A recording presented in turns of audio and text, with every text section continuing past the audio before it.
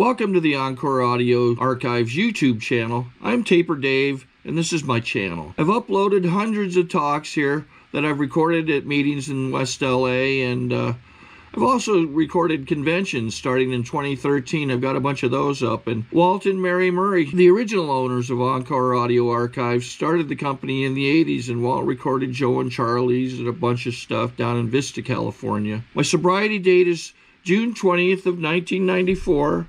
I hope you find something you like, so please like and subscribe to my channel and comment down below. If you want to hear something that I don't have or that you don't see, I'll see that I get it. Anyways, take care and have a great day if you want to.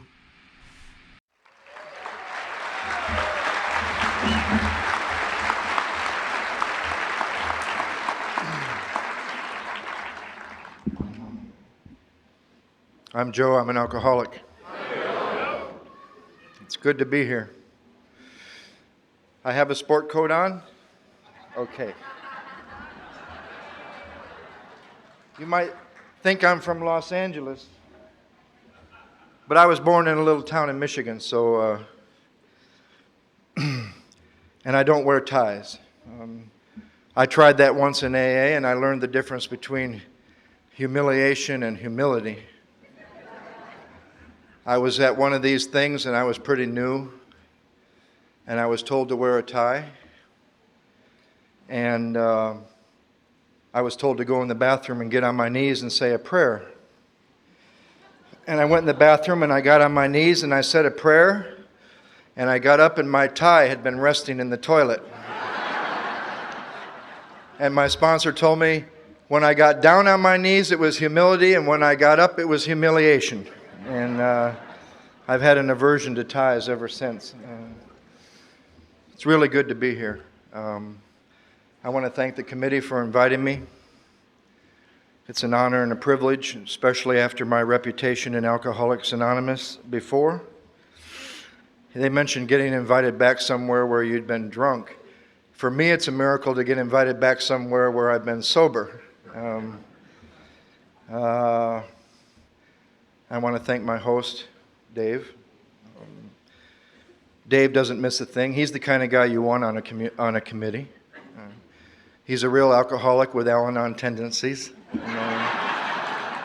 We've talked more than my sponsor and I have talked in the last few months, and he doesn't miss a thing. That's good. That's good. What else did I want to get off my mind? Louisiana hospitality.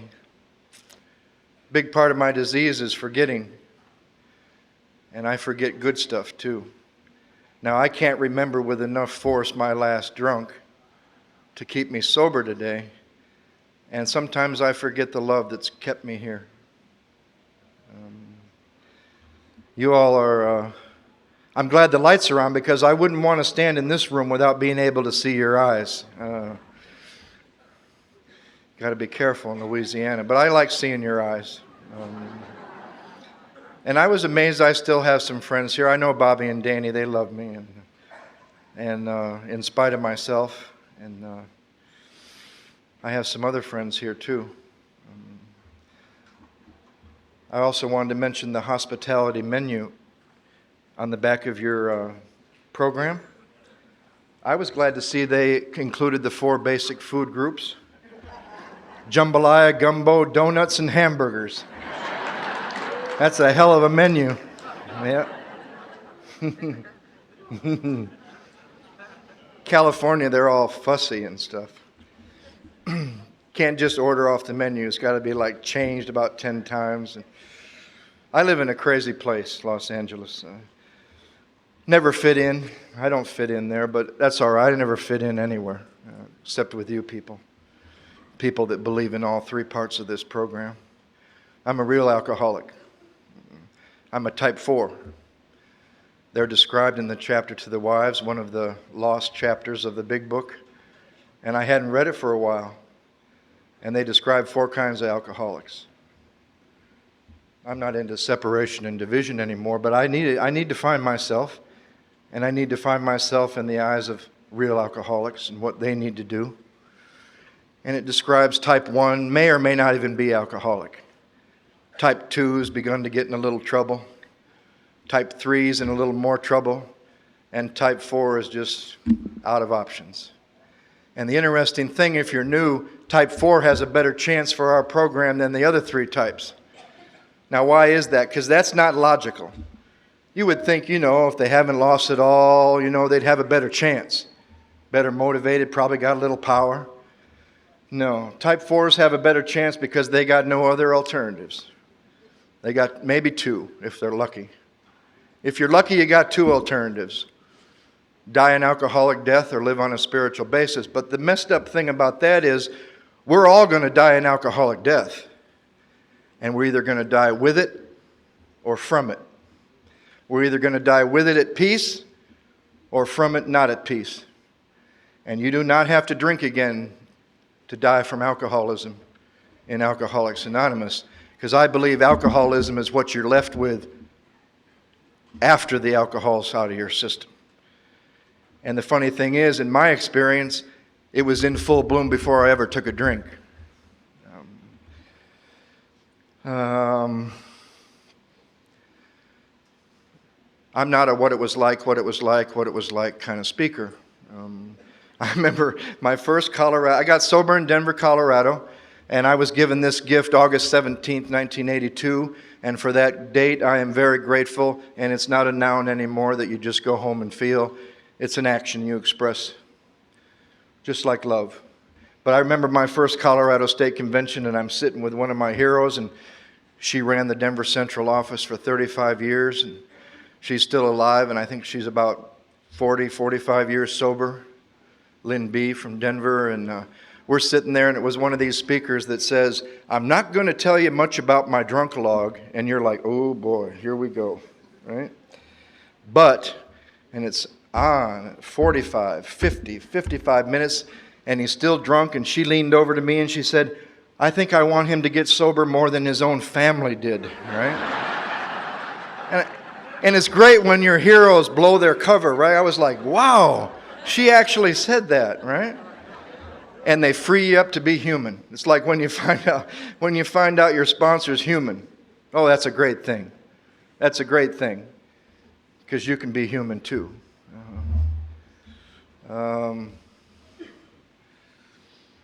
I was born in Battle Creek, Michigan. Not much of a town. Halfway between Detroit and Chicago. That's about what I was like. I was somewhere halfway between Detroit and Chicago. In a family where there was abundance, opportunity, wealth, no alcoholism. My dad was a classic hard drinker. My dad was 60 years old when I was born, and my mom was 30. And I never admired that like I should have, like I do now. It's a hell of a thing.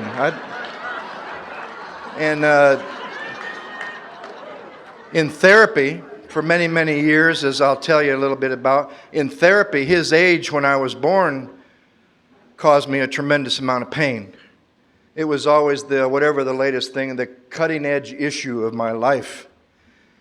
That, by the time I was 10, he was 70 and didn't play baseball. And man, since I woke up a little bit here, it doesn't cause me a lot of pain. It gives me a tremendous amount of hope for the next 9 years of my life. For you new people, because I would like to be doing what he was doing when I'm 60 years old, right?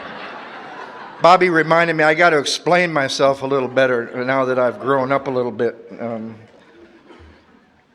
I was in a family where it was hard to find an excuse to be different. Some of you came here with excuses. We all got to have our excuses when we're new. You hear a lot about the yets, but I wonder how many of you remember the if-onlys. If only Daddy hadn't been 60 when I was born. If only they hadn't sent me to that school. If only I hadn't hung out with those guys. And you got your little if-only story. I wouldn't have turned out the way I did. And then you're sitting in a meeting in your first 90 days or so, and somebody tells your little if-only story, and they turned out just as sick as you did. And you realize there ain't no if-onlys with alcoholism. But I had to find some excuses to feel the way I felt. It certainly wasn't going to take any responsibility, at least before I found a solution, you know. And I was just lonely, out of place, quiet, withdrawn, you know. First time I read the doctor's opinion, and it said a part of our disease separates us and differentiates us like a distinct entity. I thought, my God, that fits the daydreams I had in my parents' backyard before I ever took a drink. You know what my daydreams were before I ever took a drink? I can remember. I'm talking 9, 10, 11 years old. I'd sit in their backyard and dream a little spaceship was going to land and a little green man was going to get out. And he was going to say, son, you weren't born here. We brought you here as a teeny baby. We wanted to see if you could fit in, and you failed the test, and we're taking you home. Right? Didn't happen. Didn't happen. But I found something around age 12 in the middle of this family. It was Chivas Regal from my dad's liquor cabinet. I like to say I started at the bottom and slowly worked my way down, right? To this day, well, not to this day, but to the day of my last drink, Chivas Regal was one of those drinks, just to smell it, my whole body would just go, whoop, right? But something happened that night, even though I didn't like the taste, didn't like puking. And you listen to a real alcoholic, and they're not the first time they drank, maybe not, but you're going to find a time when it worked, when it did the magic that all you alcoholics know. And you listen to a new person when they get in touch with when that happened, and it happened for me that night. They're not going to just describe something that was fun or that was, going to feel good. They're going to describe a spiritual awakening. They're going to describe feeling connected to something within themselves they never felt connected to. And there was some real power in that. If you're new and you think you're having a problem coming to believe in a power greater than yourself or turning your will and your life over to a power greater than yourself, look at some of the higher powers you've had. Look at some of the things you've turned your will and, I should say, people you've turned your will and your life over to the care of. I was told when I was new, you can come to believe in God the same way you came to believe in booze. So how did I come to believe in booze? I never came to believe in booze sitting across the street from a liquor store. I never came to believe in booze reading a book about what it would be like to get drunk. That's the insanity of big book studies. Studying the big book of Alcoholics Anonymous is an absolute waste of time, unless it gets you excited about following the instructions in the big book of Alcoholics Anonymous. It's like a set of swing set instructions. Imagine your son's had a dream for a swing set for 7 years, and you finally go, you get the swing set, you say, it'll be a little while. Mom and I are going to have to sit in the living room for 6 months and read the instructions, but we'll get back to you as soon as we're done reading them. No, you got to go out in the yard, you got to put part A to part B to part C to part D, you got a swing set.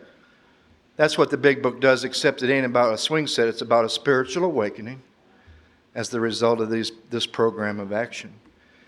So I never came to believe in booze sitting across the street or hearing about it from friends. I had to make a decision, take some action, get some results, then I had faith. Same thing here. You see it work in others. You make a decision at step 3. You take some action in 4 through 9. You get some results outlined in our book. Then you have faith. And I got to tell you, I came to believe in God the same way I came to believe in booze. And I believed in booze. I put it before anyone, anything that ever came between me and it. I loved my mother. I loved my father. I swore to my mother I wouldn't drink the day of my dad's funeral when I was in the locked ward of the same hospital that he died in. And I meant that. I meant that with all my heart. That's the baffling feature of alcoholism to someone who doesn't have it.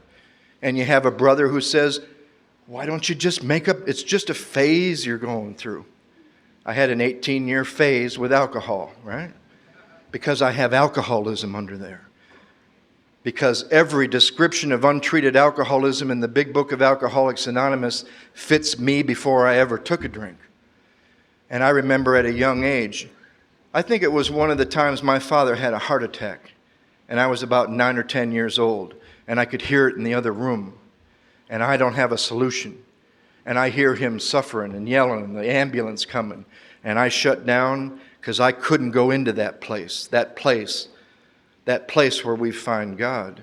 I couldn't go in there, and I made a decision never to go in there again. And at age 12, I found a solution. And isn't it funny? Isn't it ironic that alcohol treats alcoholism? And it did. And I came alive. And isn't it funny when my family used to say to me before I drank, "You have so much potential." Remember that one? You have so much potential. And you're laying there in bed and you're wondering, well, where is it? Where is it? And isn't it funny? My question when they said I had potential was, what's wrong with me? What's wrong with me?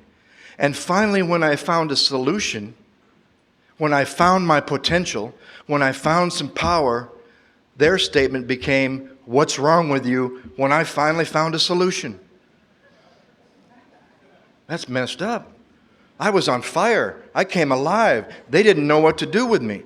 I had some power in my life. I could walk across the gym and ask that little girl to dance. I could go out with the tough guys.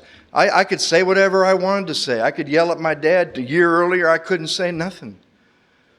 And they started asking, what's wrong with you? And I wanted to say, nothing now. Ain't nothing wrong with me.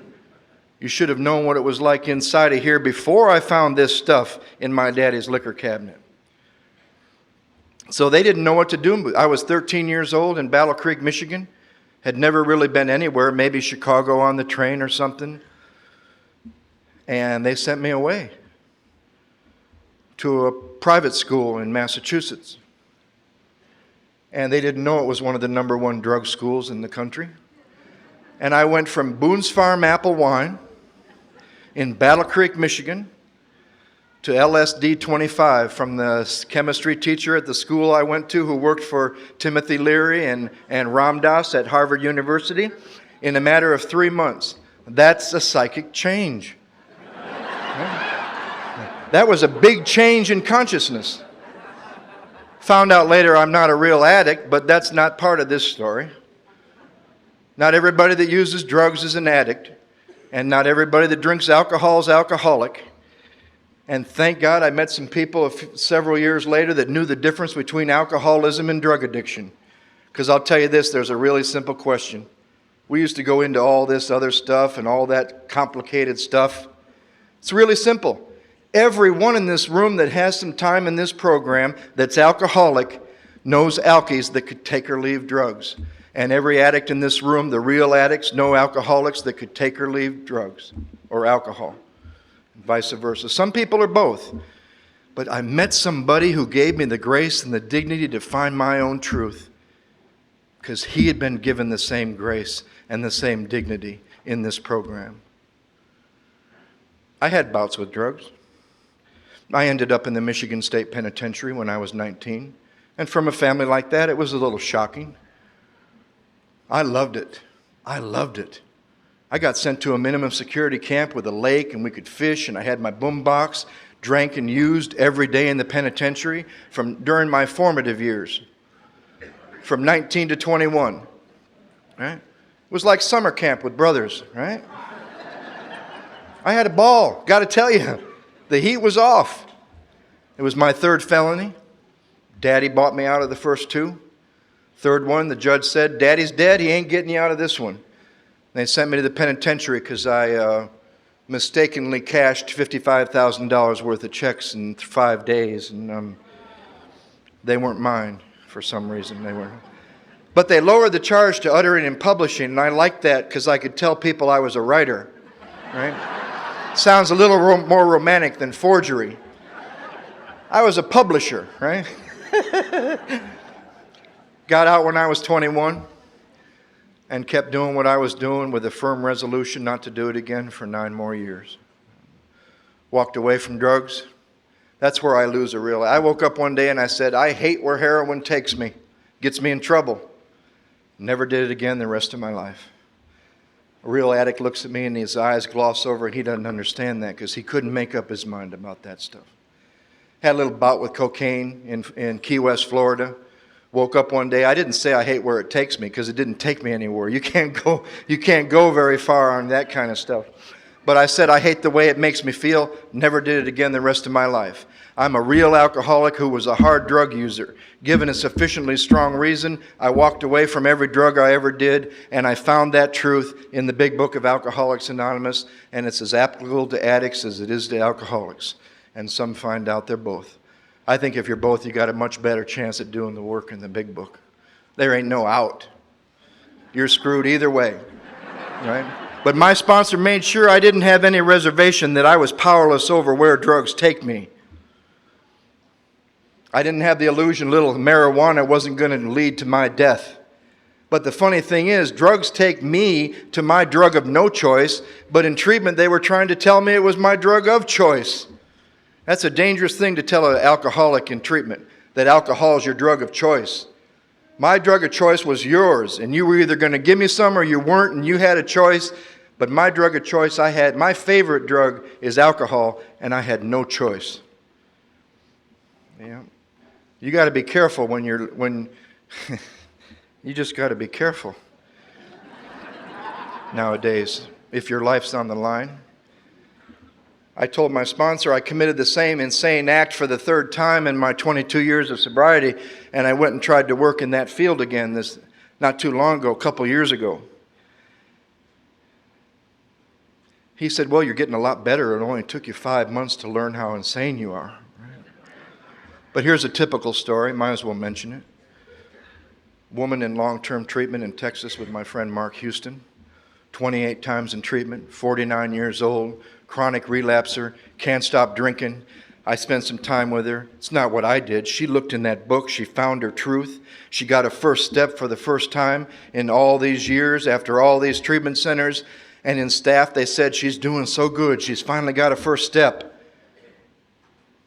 So now let's give her relapse prevention plan. Now, I don't know about anybody else, but to me, that is alcoholic insanity. Funny thing is, that's alcoholic insanity suffered by a non-alcoholic who doesn't understand. Because if I can prevent my next relapse, how in the world can I be powerless over alcohol? Right? So maybe now I should tell you a little bit about what I'm not. I'm not an alcoholic with a choice today.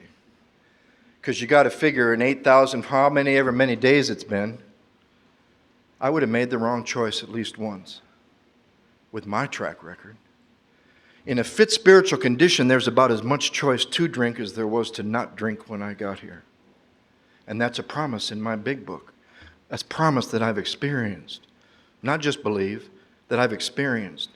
That you'll be placed in a position of neutrality. The problem will be removed. You haven't even really sworn off, but there's no choice. If you look at every story in that big book that describes the insanity of the first drink, every one of them suffered from the delusion that somehow they had a choice that day. So I'm not an alcoholic that came here with a choice, and I'm not an alcoholic that has stayed here by making the right choice every day. I'm not an alcoholic that can smash his ego.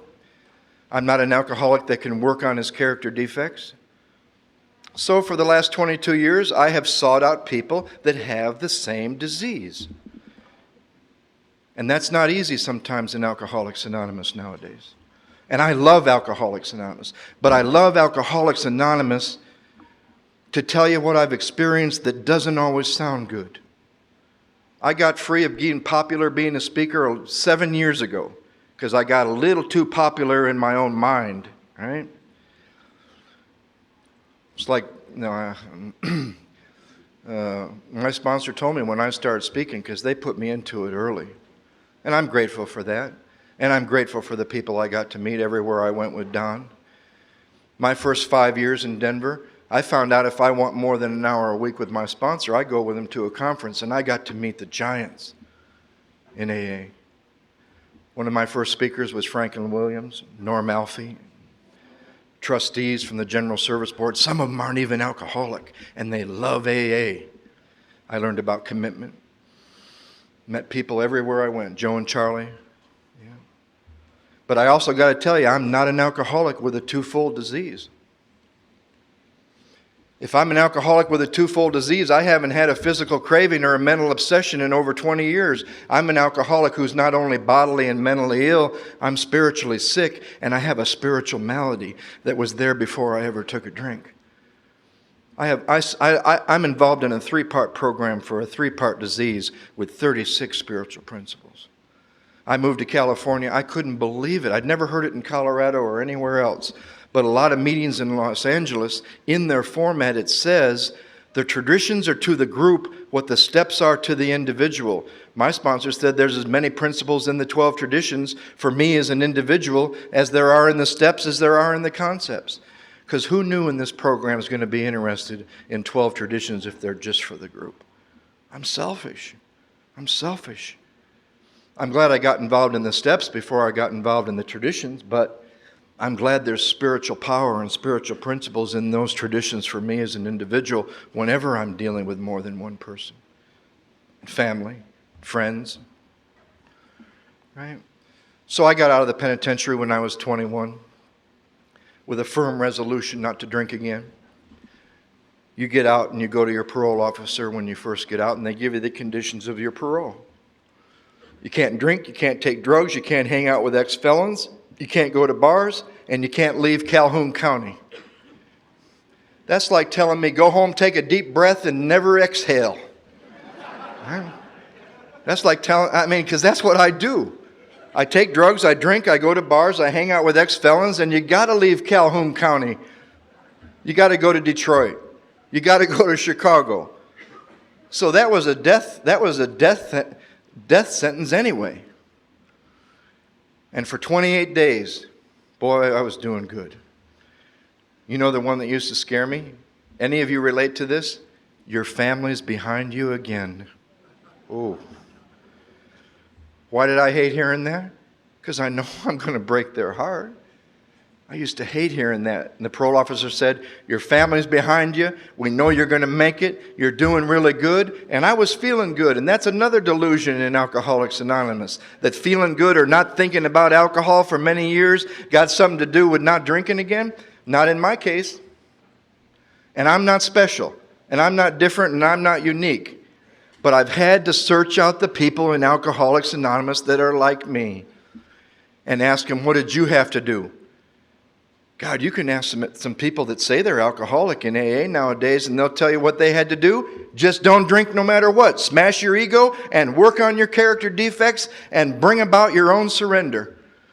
I stay away from those people as much as I can, right? Because I can't do those things. If I could work on my defects, smash my ego, bring about my own surrender, my life wouldn't be unmanageable. And you got to figure in 22 years, I'd be a little more spiritual than I am now, right? You'd be coming to an ashram in India to visit me rather than me coming to Baton Rouge, Louisiana to visit you, right? My life's still on the line. I'm an alcoholic. I drink no matter what, right? But the sad thing is, I always try to keep in mind the guy or the gal to direct to somebody who has been sitting in Alcoholics Anonymous for a period of time, and they're starting to feel out of place in the last place they got to go by a message that's been watered down to the point where the message of Alcoholics Anonymous ain't really popular in Alcoholics Anonymous anymore. I was told that's one of the signs of the end of the world, right? The most famous rapper is white. The most famous golfer is black. The tallest guy in the NBA is from China. France accuses us of being arrogant. Germany doesn't want to go to war. And the message of Alcoholics Anonymous ain't popular in Alcoholics Anonymous, right? We're living in some strange times. Everything's upside down. But we don't have a problem with that. We know how to live when everything's upside down, right? And we got to be in it. But you don't have to be of it. We live in a recovered state. We have recovered. We have been given the power. Even that's not popular. Oh, he said he was recovered. What does he think he is? Cured? Next thing we'll know, he's drunk. No, I'm not cured. but I have recovered from a hopeless state of mind and body. First promise, first page, first forward, first edition. They promised me that, and I took them for granted. Right? Now, do I always live in a recovered state? Does the ego have huge recuperative powers? Am I an alcoholic that's had to do 1 through 9 over and over and over because I ain't got it right yet? Yes. But thank God for those people too. And there's the doctor that we need to listen to a little bit more, who gave everybody in this room, with any time at all, the most important piece of information that you need with time. It was important for all of us to look at the information from Dr. Silkworth, who gave us the truth about our bodies and what happens when we put alcohol in our body. That's important information when you get to AA like I was, and you still have that question, like some of you still have tonight. And I'm not talking about just new people. I've had it at 7, 11, 15, 17, and that question was the same question I had before alcohol started working. What's wrong with me? What's wrong with me? So it's good to know about the physical craving that takes place in my body when I put booze in it. And it's important that we take the information from Carl Jung of what happens in my mind that takes me back to the first drink, that will take me back to the first drink. You see, when I'm under the influence is not when I do crazy stuff. A lot of us in this room have done crazy stuff, but some of you stayed home and you're just as much alky as I am. Never went to treatment. You never went to prison. That doesn't mean that I'm an alcoholic. You might be a real alcoholic and I might not even know yet. The alcoholic insanity, excuse me, for me, has to do with the most insane act of my life. That's picking up the first drink. I heard a guy in Australia who said it better than anybody I've ever heard. He said, "I never took the first drink drunk." Boom. That's the insanity, and that's the piece that Carl Jung gave us. It's either true or it's not. If you don't get that obsession, don't worry about it. You could get the craving every time you drank, but if you don't get the obsession, just make up your mind never to drink again. You'll never get that allergy. You got to have both to be powerless. But then there was a doctor that was influential with our founders, and this debate goes all the way back to our founders. God bless Bill Wilson. We would not be here if it wasn't for Bill Wilson. Right? Bill Wilson suffered from depression for many, many years because he fell victim to a belief that 1 through 9 is meant to be done once, and you live the rest of your life in 10, 11, and 12. It didn't work for him. He stayed sober, helped all of us, started that office, helped thousands of people, and fell victim to a dry drunk syndrome that lasted 16 years almost. Sorry to interrupt your viewing. Taper Dave here. Just wanted to take a second to ask you to like and subscribe to my channel. Let me know if you like what you're listening. I've got some very good talks here, and this one's a great one. Just curious, do you think this is better than Zoom? Tell me what you think. Hate to shock any newcomers, but he tried a lot of different things to get out of that depression. Dr. Bob, because of another man, another doctor that has a very important piece of information, Dr. Harry Thibault, who knew about the dry drunk syndrome, reconstruction of the ego.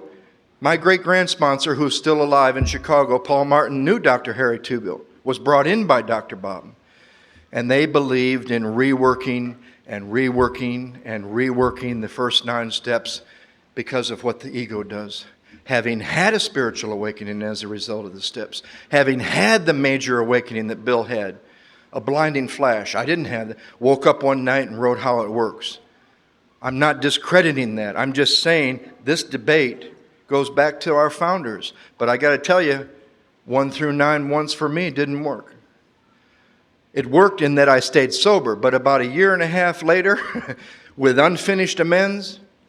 See, we always say, and I've actually heard from people that know that meetings don't keep them sober because they've had periods where they had to be at home or with a family member or in the hospital, and they'll say meetings don't keep them sober, but let Charlie go out, let so-and-so go out, First thing they say is, he quit going to meetings. No. But if you talk to him, he was living with some unfinished amends like you wouldn't believe, and maybe he was in a position in his group where he couldn't talk about it. He couldn't talk about it at 17 years. He couldn't talk about it at 11 years, that he was suffering because he'd put himself in a position. And thank God for those old boys that are willing to tell you the truth and risk your sensitive alcoholic feelings. And they care more whether you live or die than whether you might be uncomfortable with something they have to say. If I piss anybody off tonight, you go home, put my name in the first column, what I said in the second column, how it affected you. You'll see your part. Because I have to. I'm sure there'll be a couple I got to go home after the weekend, right? No. You get free.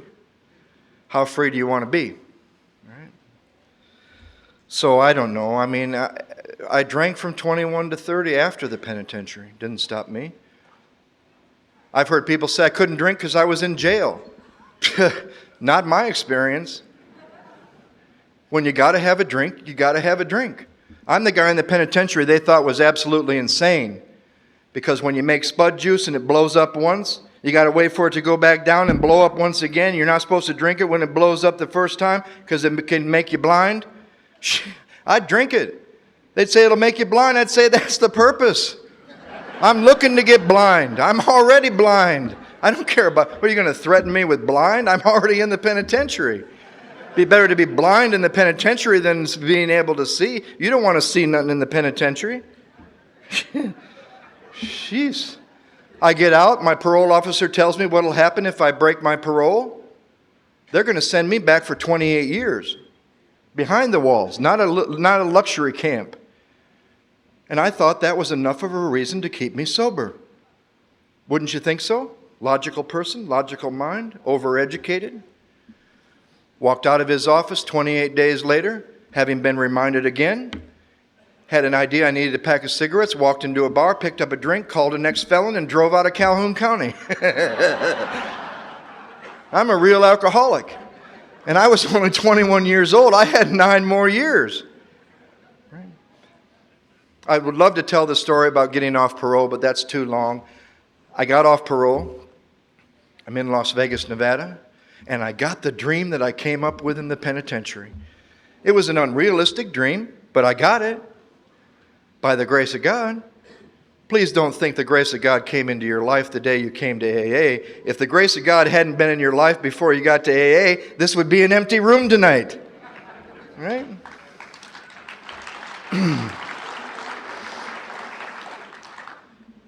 And my dream when I got out of the penitentiary was to deal blackjack in Las Vegas, Nevada in a casino. It's a little unrealistic since you can't do that with a felony. But I had a man who was like my father. When I was 17, he had 4 of us put one of these stars on our hands. He was 34, we were 17. All 4 of them are dead today. I'm the only one left, and that's one of the reasons I'm here tonight. That's one of the reasons I'm still willing. So I moved to Las Vegas. He gets me into dealer school. I worked downtown for 6 months. I got a job at the Dunes Hotel because of him. 6 months later, he died in my arms of a drug overdose of drugs that I paid for with my money. And I felt like I'd killed someone I loved more than my own father. And I had to live with that for many, many years. Part of me died, lost everything within 6 months. Moved to an unrealistic place with a realistic desire, and that was Key West, Florida. I'm not gay, I'm happy today, but I moved to Key West, Florida when it wasn't popular. I had long hair when people had short hair. I had short hair when people had long hair. I don't fit. And it was the last place I could go in the continental United States without a passport. And I gave up. I decided to die, and I'm a failure at that too. Had to trick myself to leave Key West because I had more knowledge than I did power. Nothing worse. Nothing worse than having been, and during the time I'd been a therapist. I'd been a therapist working in the field, drinking with the director of the program I worked for. I had to work in treatment twice sober to make amends for the harm I caused working in the field drunk. And I gave up, and I couldn't even pull off dying. And I had to trick myself to leave Key West by ripping off the right guy. And one day I ripped off the right guy and I had to go quickly. Because I tried to leave Key West, I'd get to a bar in Miami, spend my money, go back to Key West. And my game then was to call the family in Battle Creek and say, I'm coming home. And they'd say, no, you're not. Too many people after you. How much do you want? And I was basically paid to stay away. But I was bribing them. I was blackmailing them. Yeah. And that woman and I got to go free. My mother passed away 2 years ago last week, and we were free. Yeah. I never thought that could be repaired. Some of you have experienced a mother talking to you through a plate glass window on a telephone in a jail, and that look, and you think to yourself, that could never be healed. That could never be healed. And it was in this program. So I left Key West in a hurry because I ripped off the right guy. I might be stupid, but I might be alcoholic, but I'm not stupid. And I flew to Denver, Colorado to the last friend I had in the world. He said he was wanting to marry a girl and spend the rest of his life with her, and we couldn't party. And I didn't want to drink anymore. And 2 weeks later, she threw us both out. And he left me on a street corner, 30 years old, in Denver, Colorado. And I was more afraid than the day they put me in the Michigan State Penitentiary. And I don't know why. I wasn't doing anything illegal. Probably alcoholic paranoia. And I went from hotel to hotel to hotel along this street, East Colfax Avenue in Denver. And I don't know why I needed to move every 2 or 3 days, but my deal was to get a bottle of vodka and a room. And I went to treatment, and I stayed 2 days, and I had to have a drink. I had no choice in the matter. My drinking was beyond choice at that time. And for 8 weeks, I moved along that street. And I woke up one day, August 17th, 1982, in that hotel room, and I couldn't drink for the first time in 18 years. And I got to tell you, in my early sobriety, I never felt comfortable telling you that I quit drinking August 17th, 1982, because every time I quit, I drank again. And I like the description Bill gave us. I was separated from alcohol for the last time. And it was a spiritual awakening that scared the hell out of me. I didn't know why. I couldn't imagine life not drinking. I thought the rest of my life would be drinking. I went back to that treatment center and they said, we found out about you when you left. We were worried. If you're going to stay this time, you're going to have to be willing to do whatever we ask. And I was in that state that a lot of you were in or have gotten in when you were sober. You don't always hit bottom the day before you get here. Some of us take a long time to hit bottom in AA. And I said, I'm willing to do whatever you ask. And they said, you can't go to group because we know you've been a therapist. You'll either run it or turn it into a game. You can't talk to anybody during business hours from breakfast until dinner except your therapist. And he's a monk in a monastery downtown and a therapist during the day. And he knows everything about God and nothing about therapy. And you know everything about therapy and nothing about God. And we were perfect. Father Felix, he saved my life. Because I saw that everything I knew about therapy, chemical enzyme reaction, neurotransmitters, didn't do nothing to keep me sober. And he said, boy, you better pray that what you think you know be put aside for an open mind and a new experience. I heard Don Pritz in my first meeting while I was in detox. I saw the director of that program not too long ago who's 45 years sober, and he said, and only in AA could you say this with any virtue, that I still held the record for detox from just alcohol, 15 days in detox. And I heard Don, and he scared me because I thought he'd changed himself. I knew he was like me, and I knew he felt like me when he was a kid, and he knew he had some of the same questions when he got here, like, what's wrong with me? But I thought he'd changed himself because I saw a man that was dramatically altered. And it took me 6 months to hit bottom with the second half of step one. See, I knew I was powerless over alcohol, but I thought the dash meant fill in the blank. And I filled in the blank. And my first step was, yeah, I'm powerless over alcohol, and that's why my life is unmanageable. So now that I'm not drinking, everything should be just hunky-dory. And it took me 6 months to get back to that place I vowed I would never go into because it was at the surface. That's when alcoholism hit me. Because when you're drinking, at least you got oblivion. At least you're going to pass out, even if it's not working anymore. But when you haven't had a drink for 5 or 6 months, or 5 or 6 years, or 17 months, or 11 months, it's going to come to the surface and it's going to piss you off. And they'd be having meetings on the promises, and I'd be like, how do you get the promises on 93? And these old boys in Denver who love you more than they do how you might feel about what they have to say, they'd say, you want to know how to get the promises on 93? Do everything from 1 to 92. It's really simple. I'd say things like, I'm afraid of my own mind. They'd say things like, you have good reason to be, right? I'd say, I feel terribly inferior and insecure. And they'd say, you want to know why you feel inferior and insecure? And my eyes would light up, and I'd say, I've been looking for the answer to that in every place you can imagine all these years. Why do I feel inferior and insecure? Because you're inferior and insecure. Oh, pretty simple. I remember saying, I turned it over in the middle of one of these groups in Denver with these old scary guys.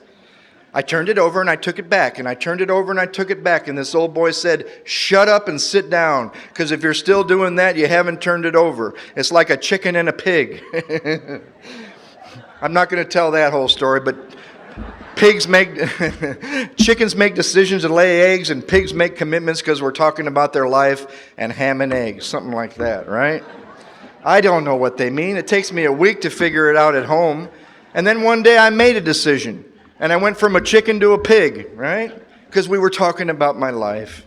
And at 6 months, I was dying of untreated alcoholism. I was ready to blow my head off. There's the stuff. You're having trouble with personal relationships. I didn't even know from personal relationships. I was having trouble talking to other people. Personal relationships. In Denver, they'd say, don't have a relationship for a year. Nobody knows if that works or not, because nobody in AA has ever made it a year without a relationship, right? I told Bobby yesterday, if a relationship takes somebody out of this program, they ought to go to Sex Anonymous, because they're in the wrong program, right? Boy, their slip would be my joy. Jesus. So, it took me 6 months to reach that bottom. I've seen people take 17, 20, 23 years in the grace of God. In the grace of God. Believe it or not, if you're new here tonight and you're not drunk and you're a real alcoholic, you're already in the grace of God, and there ain't nothing to find. It's already there. You got to find the closest thing to you, not the furthest thing away. God's closer than your next breath. If you're sober, you're in the grace of God. So why do the steps? Great question. I had a guy with 26 years ask me that. He said, I've been in the grace of God for 26 years. Why do I need to go through the steps again? What am I going to tell him? I was ready to blow my head off after 6 months. I said, you better, the old sponsor answer? When you don't know what to, better pray about it, right?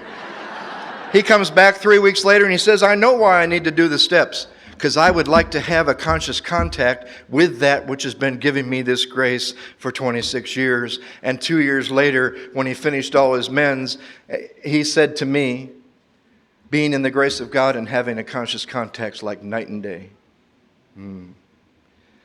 So I went to Don when I was ready to die from sobriety. See? I realized sobriety is the number one state of consciousness that I hate more than any state of consciousness in my life.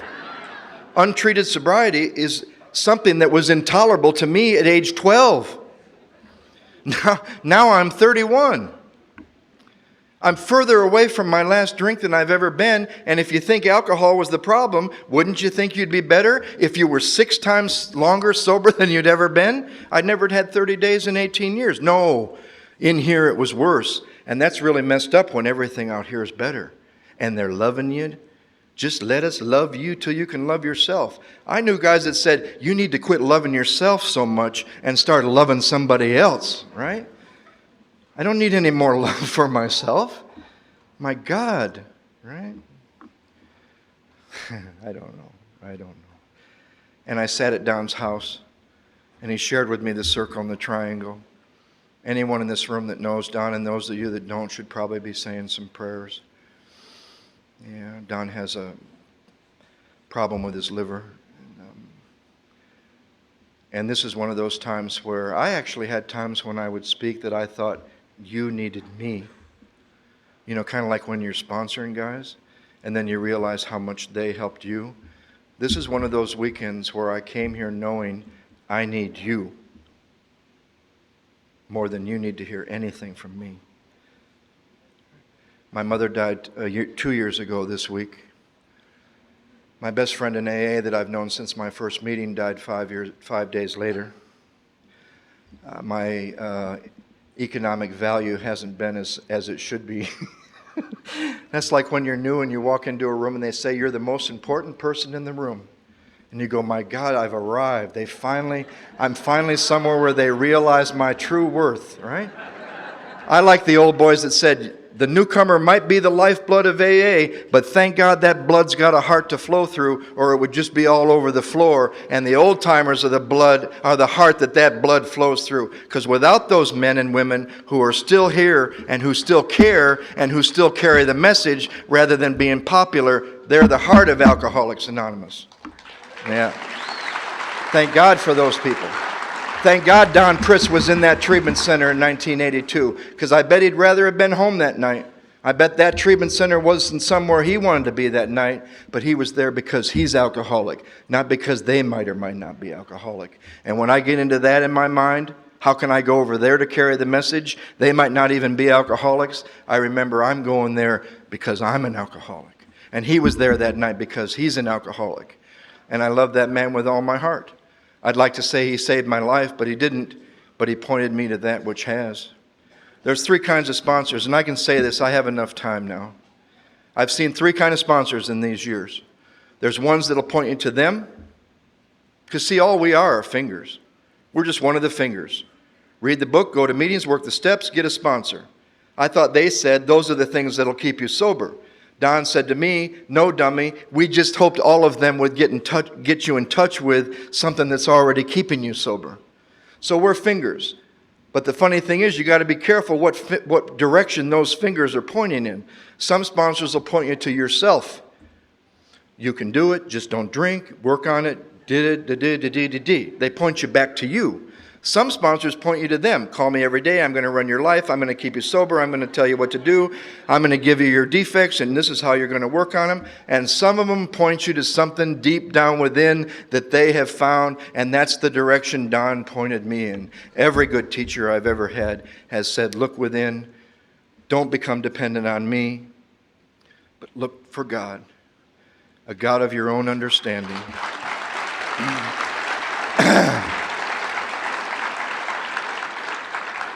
And thank God the program of Alcoholics Anonymous says you're going to find that deep down within.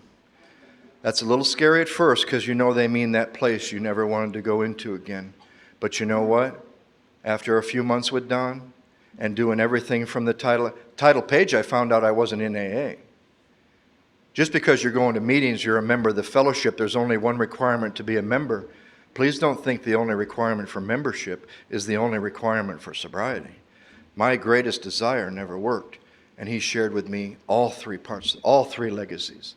I think a sad reflection today is when somebody has to say, I have a sponsor, but I needed someone else as a service sponsor. I think you should find sponsors that know about all 3 parts of the program, who have experience with unity, recovery, and service. And it's a sad reflection. It's a sad reflection on the commitment that those of us that have been around have given to service. Because we should be able to share a 3-part program for a 3-part disease with 36 spiritual principles that work in your life as an individual. Yeah. Some people say it's a selfish program. I think it's an absolutely selfless program for really selfish people like me. It's not a selfish program. But it's for selfish people like myself, thank God. Thank God there was somewhere left for me. Thank God there were some people that still wanted me here. Thank God there were some people that still welcomed me here. I was given the grace and the dignity to go to every amends I ever owed. Did I finish every one of them as far as paying everybody off? Did I finish the amends to my mother that went on the rest of her life and still goes on? No. But I was given the power to make every approach to every amends I was consciously aware of. I spent 2.5 years making 350 amends. And before I was done, I was absolutely amazed because the National Council on Alcoholism hired a guy like me to train kids to work with kids, and 1.5 years earlier, you wouldn't have let me near your children. I saw the insanity of working in the field because you can't tell the truth in the mental health field about a spiritual condition. But I then went to work in treatment. I learned my second lesson about the insanity and had more trouble with bureaucrats than I ever did with any client I ever talked to. And then my life took off and I moved to California. I was moved to California making an amends. And I got to be in California for 10 years. I got to watch about this many people come to a small group of 40 or 50 people to go through the steps and then go back to their communities. An effective group. We're not a popular group in Los Angeles. People have a lot of judgments about our group, but I'll tell you what, one of their friends or they get in trouble, you know where they send them to go through the work? I love that. I get some revenge on some old guys in LA when they send one of theirs. Yeah. Because our group believes in all 3 parts of the program. Is the message popular? I think it is here. Is it our job to make that message popular by living it, doing it, and caring about it? Yes. Do I love Alcoholics Anonymous? Yes. Do I have concerns about Alcoholics Anonymous? Yes. And it's not easy to express those concerns sometimes when you think you want to be popular. But I don't care about being popular because I know who loves me. Right? And I got to tell you, I was a little concerned when the inside cover to our 4th edition says that page 1 through 164 is something that had been a foundation rather than is the AA message. That concerns me. I was a little concerned when the foreword to the 4th edition said that a meeting online in front of a computer screen is the same as looking in your eyes at my home group. And I think they are changing that. And I think we've always learned from our mistakes. And I'm not perfect. I'm not a saint. I have gotten everything back in AA and sobriety that I ever put out in my life. And it doesn't always feel good. But you know what? God's there when it doesn't feel good. That's the key. I brought a mind to Alcoholics Anonymous that says this: if I am uncomfortable, physically, mentally, emotionally, or spiritually, I have to do something to get out of the discomfort before I will find peace. That's not a realistic view of the future. We are all going to get older. We're all going to have suffering. We're all going to have loss. We're all going to have pain. I can get lost in joy just as much. The key is to find peace in the middle of the way things are.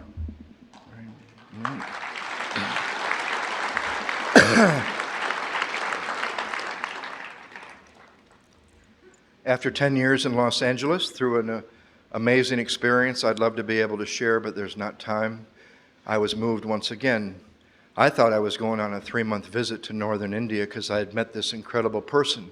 And I remember when I told my sponsor and my grand sponsor I was going to India, my grand sponsor from Indianapolis, Gary Brown, calls me, and Gary goes, "You got to be really careful with intuition. How do you know when you got the intuition to go to India, you weren't missing one letter, and it was go to Indiana, go to Indiana, go to Indiana?" I said, "Dear God, I hope it's not Indiana." But I was moved once again through a series of experiences I couldn't figure out with my mind. And I got to I go for a few months. I'm alcoholic. I went for a few months. I stayed 5 years. And I got to be a part, and don't ask me how a guy like me gets to be a part of this. I got to be a part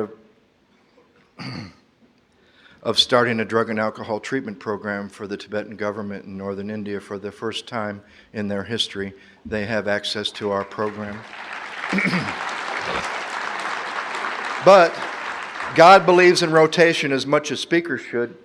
And it's sad, one of the biggest service positions in AA, because sometimes money gets involved, speakers don't rotate, and I think they should. And for 5 years, I didn't have the luxury of being with you people.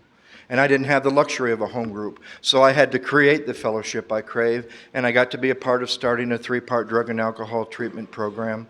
And as soon as you get good at it, you got to go. Everything in my life in AA in the last 22 years, as soon as you get a handle on it, God says, whoop, got to go. Next.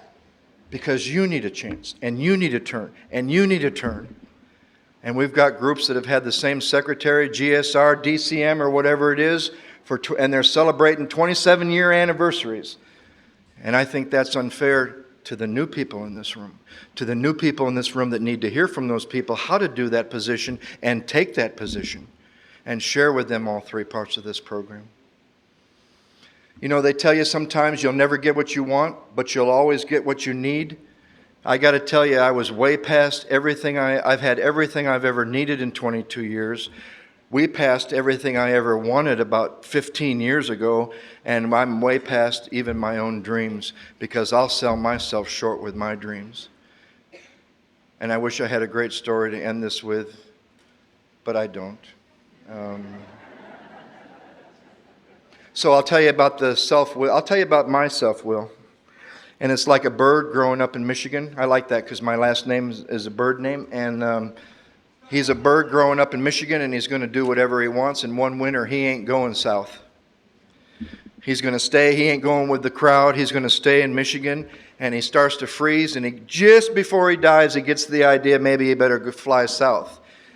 Gets up in the air, starts heading to Florida, freezes up in midair, does a nosedive into a cow pasture. And as he's dying, a beautiful little cow comes by and poops all over him. And it feels really warm, and it's thawing him out. And in joy, he lets out a song of joy. And it just so happens a fox hears the song, comes over, pulls him out of the pile of poop, cleans him off, and eats him. And you know what the moral of the story is? Not everybody that poops on you is your enemy. Not everybody that pulls you out of a pile of poop is your friend. And if you're here tonight sitting in a warm pile of poop, keep your damn mouth shut.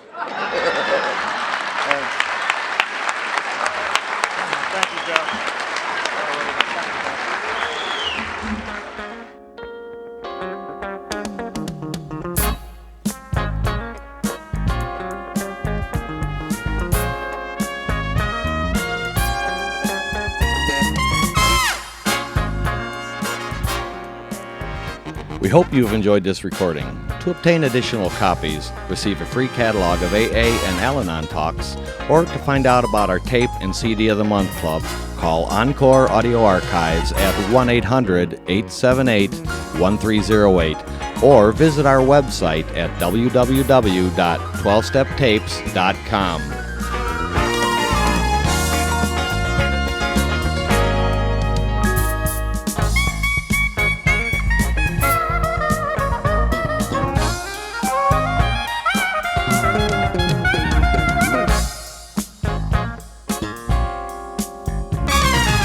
I think we got a great talk going on here. Thanks for watching the channel. Taper Dave here.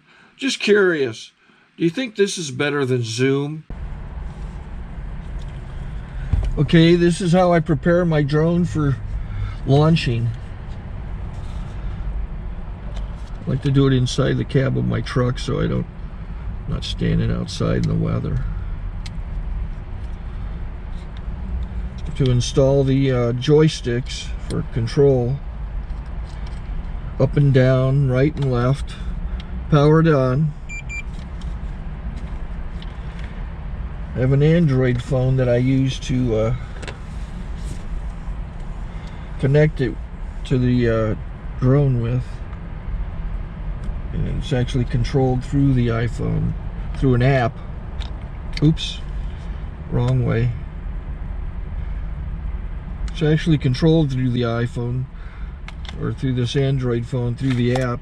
It's actually controlled through the Android phone through an app, and you connect it through this short connection right here.